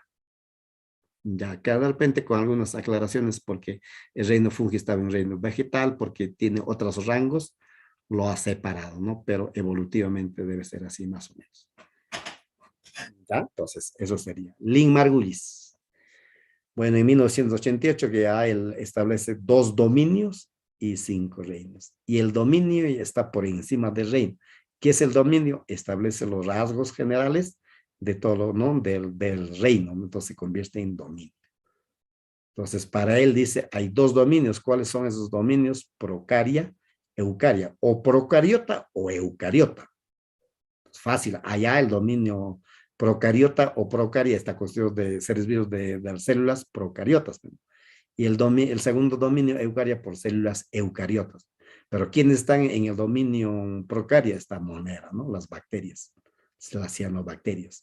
En el reino eucaria están los protistas, ¿no? Ya los protistas que son unicelulares, ¿no? Los ciliados, los flagelados, etc. Fungi, tal, todos los hongos, ahí están, ¿no? A partir de los ficomicetos, ascomicetos, basidomicetos, deuteromicetos, ¿no? Esa es la clasificación del reino, ¿no? Vegetal, luego animal, ¿no? Vegetal también, ¿no? Creo que lo hemos visto también en su clasificación. En la siguiente clase vamos a ver la clasificación del reino animal, ¿no? En los filiums. Y José, en 1990, el norteamericano, también él ya establece 3 dominios y 6 reinos. Entonces, para él hay 3 dominios. Incorpora un dominio archaea.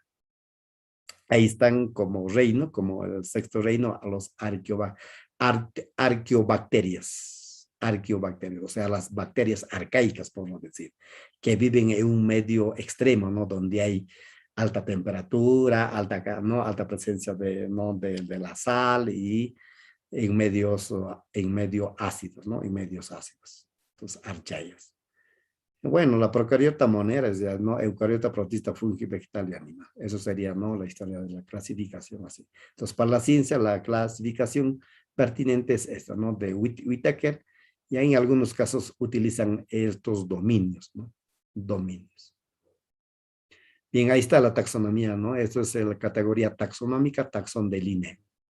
Y ahí está, ¿no? De la parte, la vasta especie, género, familia, orden, clase, filium, división.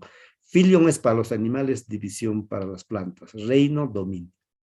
Pero lo que Linneo establece es el reino, filium, clase, orden, familia, género y especie. Dominio ya no fue a posterior, ¿no? Por José. Entonces, eso sería, ¿no? Entonces, de ahí viene el nombre científico, nombre común, género y especie, el nombre científico, nombre vulgar, el nombre común. Por ejemplo, canis familiares, el perro, nombre científico, porque en la comunidad científica no le vas a decir doc, can o perro, ¿no? Para ellos no eso no, por eso no van a identificar sino por canis familiares. Muy bien, el sistema binomial, ¿no? Ahí está, ¿no? De algunos ejemplos, ¿no? De la cebolla hay un cepa o de maíz sea maíz, ¿no? Sea maíz. Entonces, eso sería una referente. Un poquito más aquí. Ya, bueno, comparando con el taxón del buen caso del hombre, chimpancé y el perro. En caso del dominio eucaria, todos son eucariotas porque están formados de células eucariotas. Dominio, animal, mira, filium, cordado. ¿Por qué sí es cordado? Porque tiene columna vertebral. Cordados, columna vertebral. Clase mamífero, porque tienen glándulas mamarias. Primates, ya primates carnívora, ya no en caso del perro, en caso del chimpancé, el hombre. Entonces, estos también son los rasgos para decir que el ser humano proviene del chimpancé y porque la cantidad de cromosomas también es más próximo al del chimpancé del hombre 46, ¿no? Miren con el perro, 78, muy, muy lejos, por lo tanto, no es su antecesor. Muy bien, entonces eso sería, ¿no? Familia hominida, ya hominidae para el chimpancé hominidae. Solo varía en género, pues el nombre científico Homo sapiens, para el chimpancé el nombre científico es Panthropoida. Ya, entonces eso sería, ¿no? Y para el perro canis familiares. Muy bien. Pasamos con reino monera. Rapidito lo vamos a ver los rasgos. El reino monera está formado por las bacterias y las bacterias tienen su estructura, tienen flagelo, tienen ya fibrillas, tienen pared celular, tienen membrana celular, tiene inclusiones, ya tiene ribosomas, son los ribosomas, tienen mesosomas por donde respiran, por donde se reproducen y tiene su ADN en forma circular. Eso es su estructura. Su pared fundamentalmente está formado de peptidoglucanos. ¿Ya? Luego, tenemos también a la vez... Profe, una pregunta. Sí, hijo, sí, dime. Disculpe, ¿qué es fimbrias? ¿Me podría explicar un poco más de fimbrias? Y a fibrias son como las pestañitas menores que el flagelo. Fimbrias son organoides que se le apoya a la bacteria para que se pueda desplazar en un medio o para que se pueda fijar, ¿no? Ya para que se pueda fijar. Ya entonces eso sería, ¿no? Las fimbrias. Ya son las bacterias son procariotas heterótrofas cosmopolitas. Se dice cosmopolita porque vive agua, aire, suelo. Agua, aire, suelo. Forma cocos, bacilos. De vida libre pueden parasitar. Pared celular, o sea, la pared celular está formada de péptidoglucano o mureína. Membrana celular con mesosomas. Por ahí, por los mesosomas, estos son los mesosomas, por ahí respiran. Y en algunos casos también se reproducen por ahí, ¿no? Pues siempre en cuando que esté, pues ahí, ¿no? En este caso, los plasmidios que cumplen una función reproductiva. ¿Ya? Entonces, eso sería membrana celular, tiene ADN, ADN circular, C es circular, ¿no? No, circular, cerrado, ¿no? Ya no, claro, que es bicatenario, pero cerrado, ¿no? Con doble cadena. No tiene citoesqueleto, no hay. Organo, el único organelo o orgánulo es el ribosoma de 70 sedimentación. Es menor la sedimentación, ¿no? Por no decir, en caso de comparativamente con la célula eucariota es 80 sedimentación. Ya bueno, en este caso hay bacterias que, bueno, tienen por la coloración, se puede clasificar. Hay bacterias de gran positivo y que colorea de azul violeta y el gran negativo no rosado rojo por la coloración, ¿no? La reproducción es asexual por bipartición o fisión binaria o conjugación. La conjugación lo hacen por la presencia de un pili, ¿no? Que por un pili reproductivo. Ya, y eso sería. Tiene plasmidio, algunos tienen plasmidio, ADN, función adaptativa. Bueno, ahí está ejemplo de bacterias gram positivo y gram negativo, ¿no? Escherichia coli es gram negativo, Helicobacter pylori es gram negativo, Salmonella tripi también, Vibrio cholerae también negativo. Positivo, Clostridium tetani, Lactobacillus ya también es positivo, gonorrea, anthrax, entre otros, depende, ¿no? O sea, hay un montón de bacterias que podemos visualizar, ¿ya? Entonces, eso sería. Ahora, la bacteria también se puede clasificar por su forma, ¿no? En cocos, bacilos, espirilos, ¿no? O también se puede clasificar también de acuerdo a la presencia de flagelos, ¿no? Bueno, eso casi no los va a preguntar, sino estos rasgos deben tener en cuenta, ¿ya? Por la forma, no creo. Muy bien, entonces, ahora el siguiente es Rhinemonera. Ya dentro de Rhinemonera también el 2 es la cianobacteria, ¿no?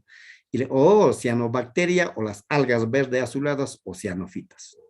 Así se llaman, ¿no? Entonces, por cianofitas o cianobacterias o algas verde azuladas. ¿Ya? Entonces, son autótrofas. Miren, ¿eh? Ya son autótrofas, entonces significa que no, las cianobacterias desarrollan el proceso de fotosíntesis, pero no tienen cloroplasto, solo tienen clorofila.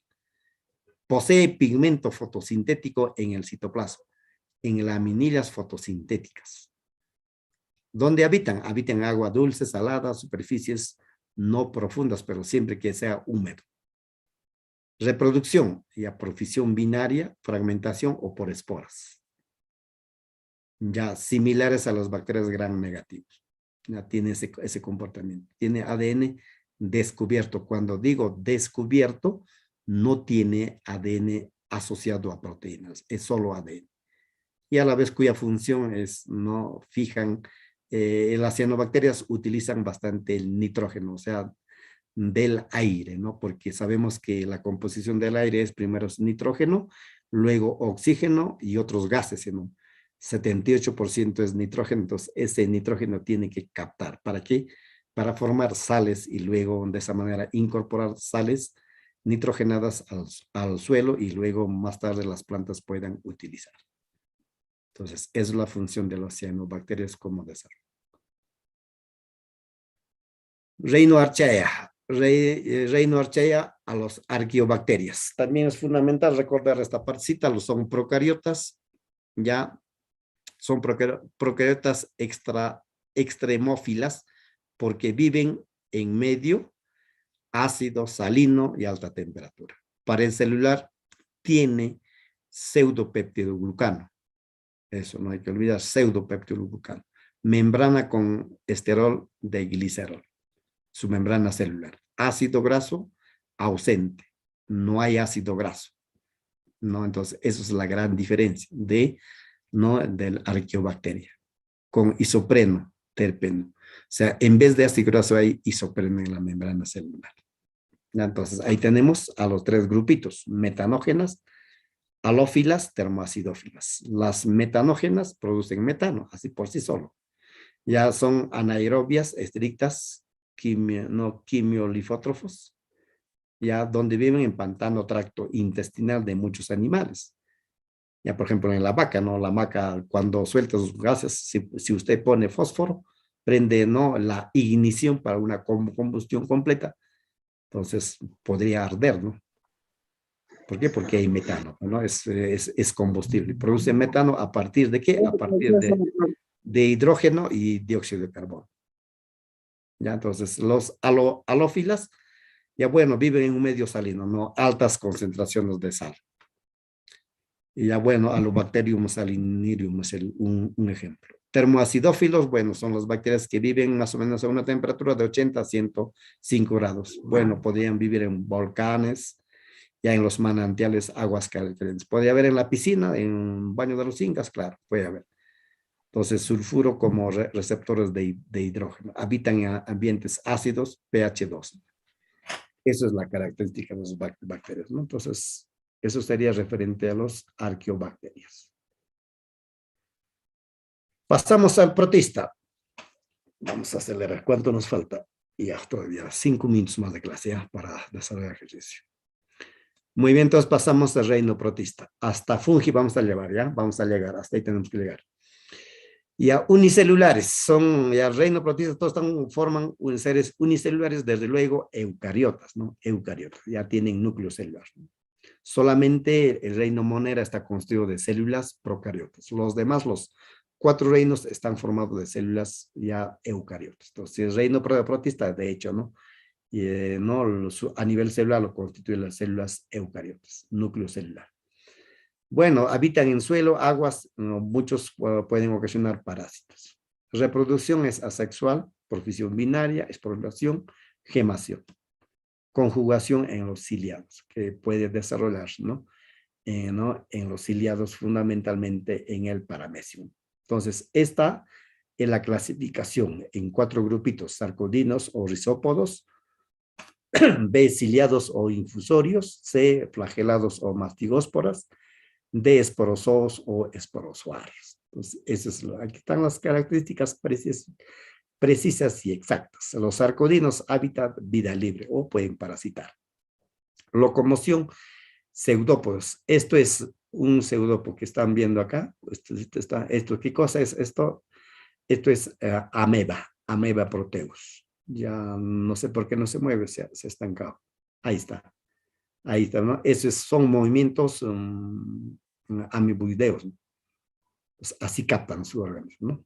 A un organismo. Por eso se llama locomoción pseudópodos. O sea, cambiar por la membrana, que cambia la membrana celular, a eso se llama pseudópodos. Entonces, eso lo sirve como boca o como también para que haga movimiento de locomoción. Por eso se llama locomoción o movimiento pseudópodos. Nutrición heterotrófica, reproducción asexual. Ejemplo, amebaproteus, foramineros, Entamoeba coli, gingivalis, que en algunos casos puede parasitar o puede vivir en la boca. Bueno, los ciliados o infusorios, hábitat, agua estancada, dulce y marina. Locomoción, los cilios. Esto es un ciliado. Ejemplo, esto es el paramecio. Ya, entonces, nutrición heterótrofa, reproducción, bipartición por conjugación. Bipartición significa que se puede partir en dos, ¿no?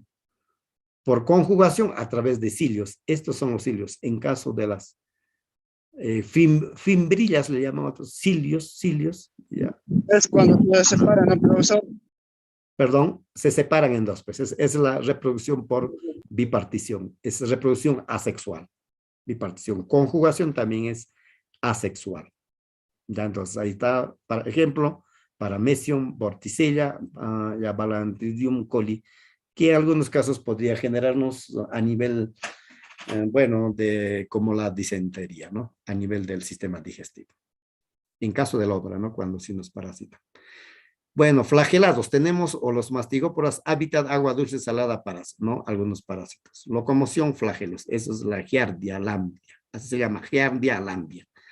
La giardia como una mascarita, ¿no? Con dos ojos pareciera, pero bueno, esa es la giardia lambia. Bien, bueno, ahí tenemos locomoción, flagelo, nutrición, heterótrofa. ¿No? Ejemplo, Trichomona cruzi genera la enfermedad de Chagas, afecta al sistema nervioso central. Otros, no, Leishmania brasilesca, bueno, agarra la uta, es una enfermedad de clima tropical. Otro Trypanosoma rhodesiense, bueno, si hay, bueno, de repente problemas, no de parasitismo, no genera el sueño. Giardia lambia en la diarrea. Trichonoma vaginalis podría ser, en este caso, parasitar en la vagina, ¿no? De las damas. Entonces hay que tener cuidado, ¿no? Siempre. Esporozoos o esporosuarios, ya bueno, estos son los parásitos, mejor dicho, los seres vivos unicelulares protistas que viven en clima tropical. Ya entonces ellos generalmente generan ya algunas enfermedades tropicales. No, Plasmodium malariae genera la malaria con la participación del mosquito anófilo. El Plasmodium neovivax, el paludismo, ¿no? Que también es una enfermedad tropical. Entonces, esos son causantes de quién, de los esporozoarios que corresponden, que son unicelulares, ¿no? Adrenoprotista. Bueno, es el Plasmodium de un protozoario perteneciente al filio apicomplexa y familia Plasmodidae, que genera la malaria. Así genera la malaria. Por un mosquito llamado anófeles, ¿no? Que parasita, ¿no? Todo un proceso que lo desarrolla, ¿no? Entonces, eso ya cuando voy a compartir al grupo ya lo analizan, ¿ya? Pero eso es lo que genera, por cuestión de tiempo. Y luego reino protista y algas. En reino protista están las algas. Las algas unicelulares y pluricelulares, y todos son autótrofas. Si son autótrofas, todos desarrollan el proceso de fotosíntesis, ¿no? Ahí está la clasificación de las algas: euranofita, pirrofita, crisofita, feofita, clorofita, rodofita. Ya entonces, ¿cuáles son los unicelulares? 1, 2, 3, hasta el 3 son los unicelulares, 4, 5 son, algunos hay unicelulares, pero la gran mayoría son pluricelulares. Entonces, las euglenofitas, el ser representante de esto es la Eulena viridis. Ahí está la eulena, ¿no? Tiene sus partecitos, tiene su flagelo, tiene su mancha ocular, tiene flagelos, ya tiene sus granos de paranilo, etcétera. Tiene su núcleo, ya tiene cloroplasto, porque desarrollan el proceso de fotosíntesis. Su unicelular vive en agua dulce salada, carecen de pared celular. Claro, como solo está constituido de membrana celular, ¿no? Que les va a diferenciar. Entonces, los pirrofitas tan unicelulares generan la marea roja. Esto van a recordar. Pirrofitas generan la marea roja por neurotoxinas, porque vierten neurotoxinas. Es la forma de poder vertir los componentes paralizantes para cualquier ser vivo. Bioluminiscente también a la vez. Ejemplo, ahí están los pirrofitas, ¿no? No, Genedium y Geratium son ejemplos. Los crisofitas son también algas doradas o color de oro, ¿no? Son unicelulares, ahí está, ¿no? Hay un grupo que genera, ¿no? Que está considerado como diatomea, con silicio. Algas más abundantes, son algas a la comparación de los 7, son los más abundantes, y de estos se obtienen la pasta dental, la refractaria, ¿no? Para la construcción, algunas pinturas, esmalte de las uñas, ¿no? Y ahí tenemos como ejemplo de los crisofitas a la navícula en la pinularia.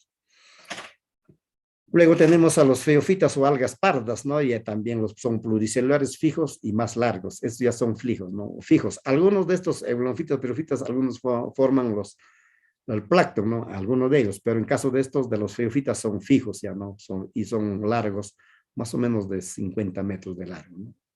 Y de ahí se obtiene algina espesante, utiliza en dulces, pasta dental, en algunos, no, en la elaboración de cosméticos. Ejemplo de los feofitas tenemos laminaria, fucos y anereositis.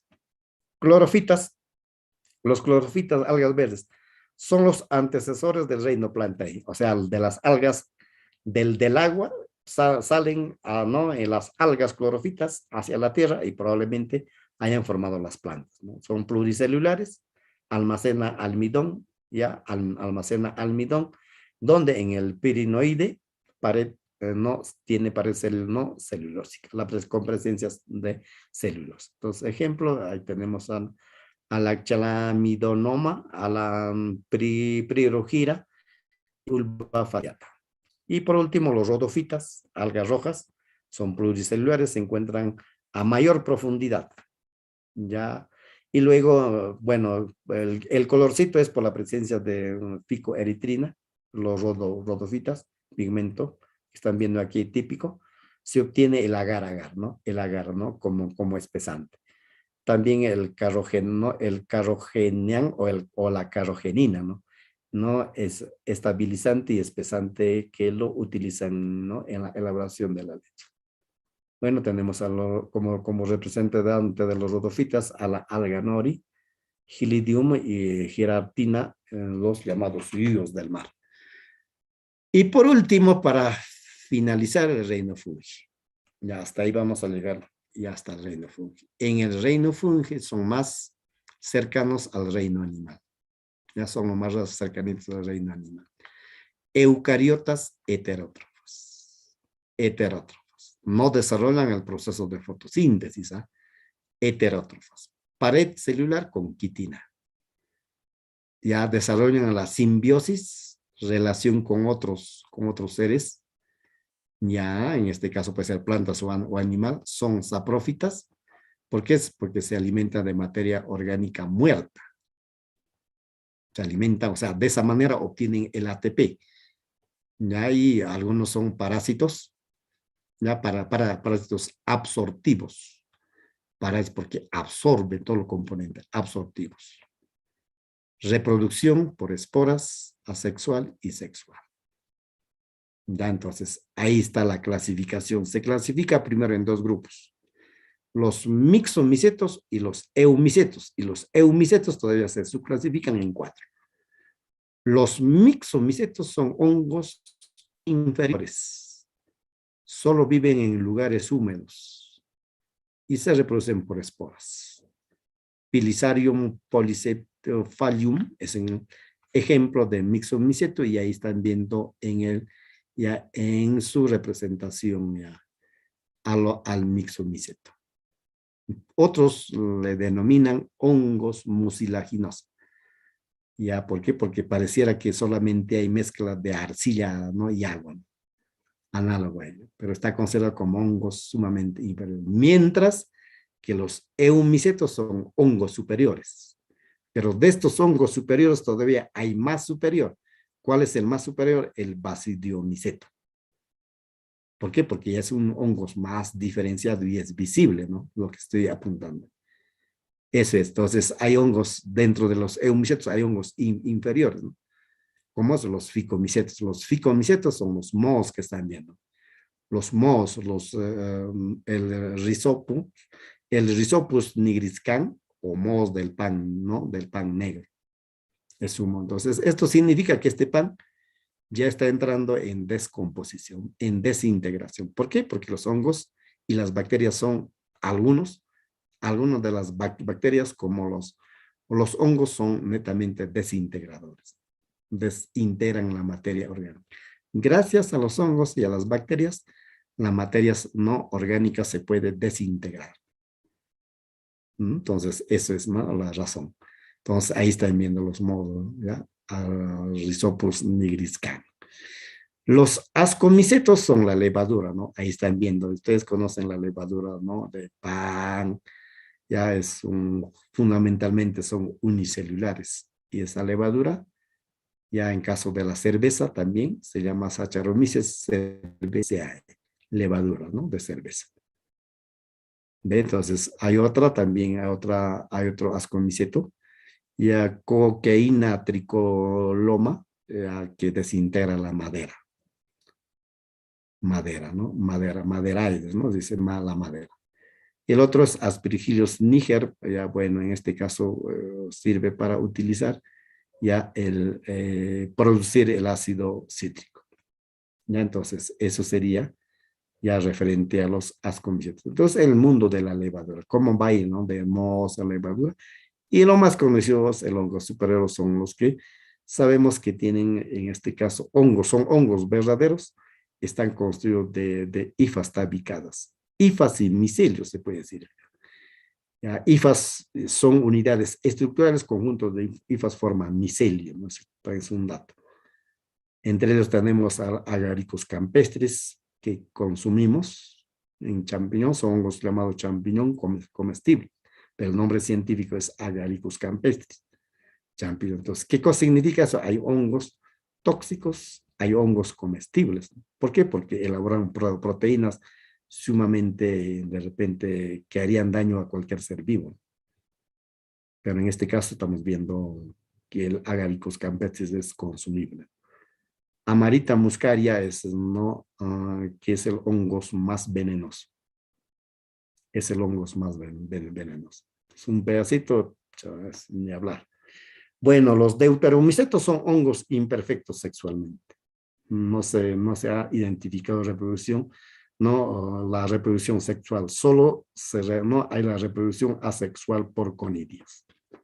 Entonces ahí tenemos al Penicillium grisogenium, hongos de la penicilina. Ejemplos, ahí está Penicillium roqueforti, ya que, bueno, ahí se utiliza para, ¿no? para elaborar el queso, ¿no? Queso roqueforti, y luego el Trichopium rubrum, bueno, el hongo que afecta al tejido, ¿no? Humano, ¿no? Y se llama la enfermedad del pie de atleta, en pie. Y Trichopitum tonsurans, bueno, hongos de la tina, ¿no? A los tejidos nos puede, o hace daño en caso del ser humano, ¿no? Entonces, eso sería lo referente a los hongos, ¿no? Ya bueno, eso es ya la reproducción de los hongos, ¿no? Hongos. Bueno, jóvenes, hasta ahí sería por el tiempo y vamos a desarrollar nuestra práctica y solo les voy a dar la clave, presten atención, porque el tiempo ya nos ha ganado probablemente el otro maestro ya estará esperando, ¿ya? Entonces voy a dejar de compartir. Y voy a presentar la pizarra virtual.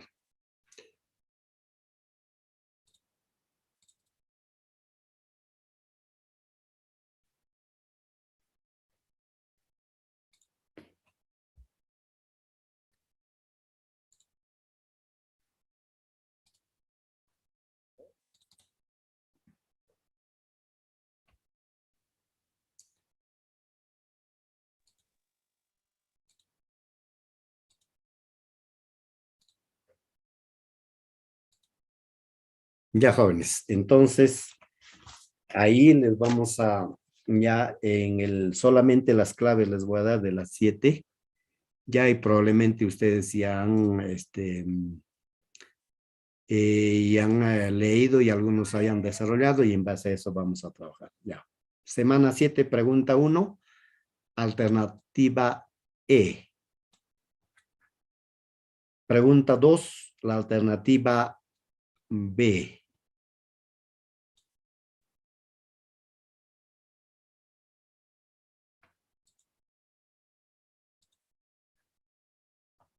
Pregunta 3, alternativa D. Pregunta 4, alternativa C. Profesor, ¿puedes avanzar, en favor? Mi internet, profesor.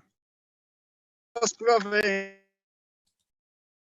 Ya, ahorita, hija, ahorita, ya. 5, alternativa A. 6, alternativa D. Pregunta 7, alternativa E. Pregunta 8, alternativa B.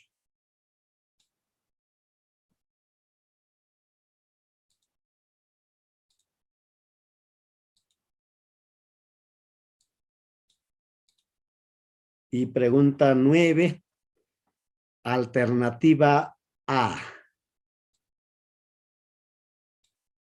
Y pregunta 10, alternativa A. Listo, jóvenes. Ahora sí me dicen, ¿a qué pregunta? A las 7, profesor. El 7. La 2, profesor, la 2. Profesor. La Ya, 7 es ya. la D. Y ahí está la 2. La 2, un favor, profesor. Ahí está la 2, la B. ¿Qué otro Ya, más? profesor, gracias, profesor. Ya, La 9 y la 10, un favor, profesor. 9 y 10 ya ahorita. Ahí está la 5 9 y y 10. 6, profesor. 3 y 9 y 4. 10. ¿Qué dice? 5 y 6, profesor. 5 es la A, 6 es la D, creo. La 8. 5 ahí está la A, 8 6 sale la la D. D. La D, ¿ya ves? 3 y 4, profe. 3 y 4 ya ahorita. 3 y 4. 3 y 4 ahí está la D y la C. D y C, ya. Ya, D. eso es todo. Ya compartan jóvenes con sus compañeros si no las tienen. Ya, listo, eso sería todo, jóvenes. Hasta la siguiente clase. Gracias. Hasta el siguiente, Gracias, profe. Profe. Chao, profesor. Chao, cuídense, jóvenes. Chao. Gracias, profesor. Chao. La Chao, 4, jóvenes. profesor. La 4 La ahí 4, está, la C. A la C, papu, la 4. 4 la C.